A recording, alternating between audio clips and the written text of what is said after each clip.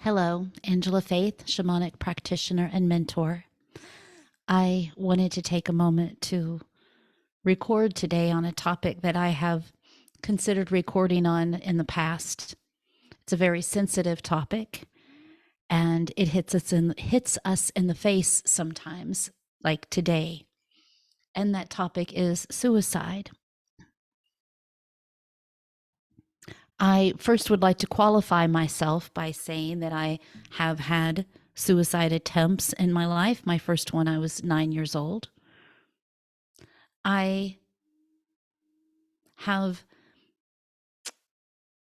supported families that have experienced suicide within their close relations.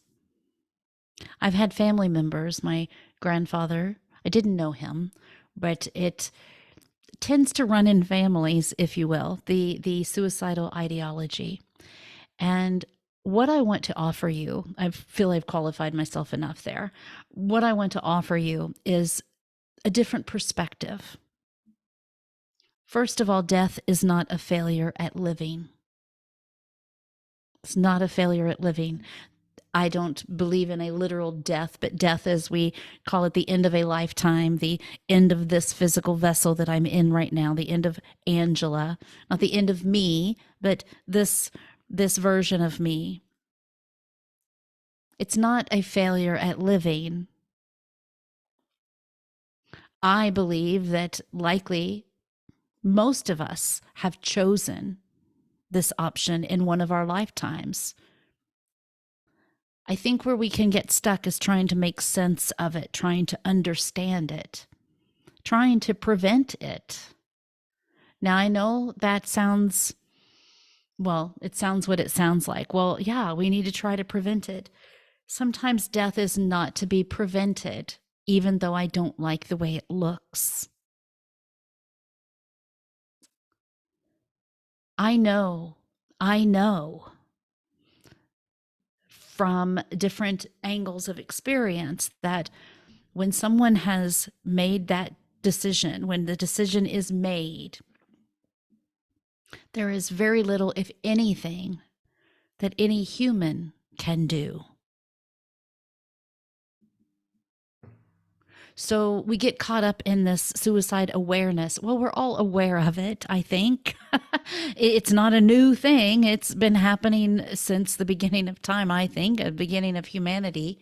We have an awareness, but this idea that there's something we can do, well, we can all be kinder, but yeah, we should do that anyway, don't you think? Sometimes there's not anything that can be done. There's not anything that anyone, any human could have done. So acceptance, moving towards that. And I know we try to understand, but it's not a blanket answer. It's not like once we figure it out, we can say that every person that commits suicide, this is how we understand it. One of the 4 agreements is don't make assumptions. If I try to assume how you think, feel, or believe, I'm not going to be 100% correct. So yes, we don't know what goes on behind closed doors, but we don't know what goes on in people's minds. And I know as a sensitive soul, I am highly sensitive to everything, always have been, and that can make life uncomfortable. And I'm very aware that I can love big and I can shine big and I can also go very dark. I'm aware of that. And I'm grateful for every day. I also would like to say, some of you that have worked with me have heard me say that the practices and the practice that I live and that I teach, I do it as if my life depends on it, because my life does. I am aware that when I don't maintain my physical, mental, and spiritual well-being, I can go very dark and this world can beat me up.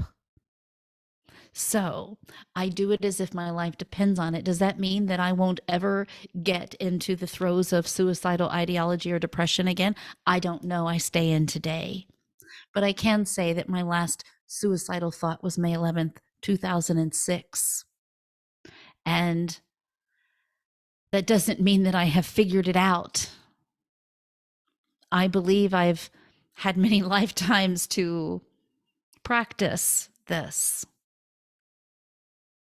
I also know that if I ever do decide,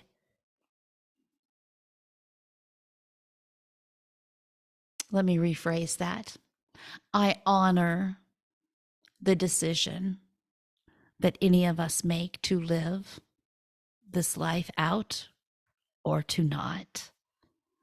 Honoring the decision rather than trying to understand it or figure out what we could have done differently can shift that energy and not create the karma of another dysfunctional lifetime. I want to offer this again, never my intention to tell you what to think, feel, or believe. But consider that we are souls on a journey of expansion through lifetimes. And in different phases, different stages, there are different phases. There's the younger soul that is here to fit in and be maybe an activist or a part of something bigger, or different goals for different aged souls, if you will. Well, consider that we are moving through our expansion through these phases within the different stages, and it could take 100 years or more. It's time is irrelevant. But I've gone from being a adolescent soul to an adult soul. I'm just using this as an example. But I am in the first phase of being an adult soul. So I've had lots of years as an adolescent and I got it mastered. And now I am in my first phase of my adult soulhood. It's going to take me some time to adjust. It might feel like I've bit off more than I could chew. Often people that commit suicide are known to be very sensitive. So they feel big. They feel big. And adjusting to that and being able to function in a world that is very loud and very fast and such high expectations, it might take a few tries. So if you have struggles with suicidal ideology, I see you and I hear you and I love you. If you have struggles with feeling the loss of someone that has chosen that path and you are struggling to understand or seek what could I have done, I also love you and I support you and I offer to you that there was nothing to do.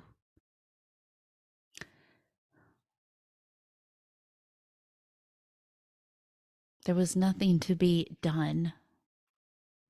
Honor your story, honor their story. I don't know if I will post this or not. As I said, this is a sensitive subject. It is for me. I have so much to say on it, and I never want to sound like I'm being insensitive to the subject at all.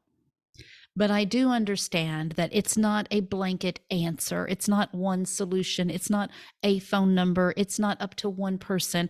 I had a mother that had suicidal tendencies, and I had to call the ambulance on her more than once and talk her off the ledge, so to speak, multiple times. And I know how it feels to feel so desperate to figure out how to save someone from themselves. And I've come to understand that they have to make that decision. It's not up to not up to another human. And if they don't get there, they have not run out of time. They've not run out of time. I know it can feel that way. It certainly can. It does leave a karmic shitstorm, I'm not going to lie, but it's probably one that's already been created. And the answer to clean up karma is always love and forgiveness and grace and compassion. That's what we can offer ourselves and our beloveds that just choose to end their pain. I love you. I do. You are safe. You are supported. You are more than this physical vessel. You are so much more. If you are struggling, it's the holiday seasons. It's not a joyful time for many. and it's a it's a lot, then hang on. This too shall pass. Give yourself that grace and compassion. Take care.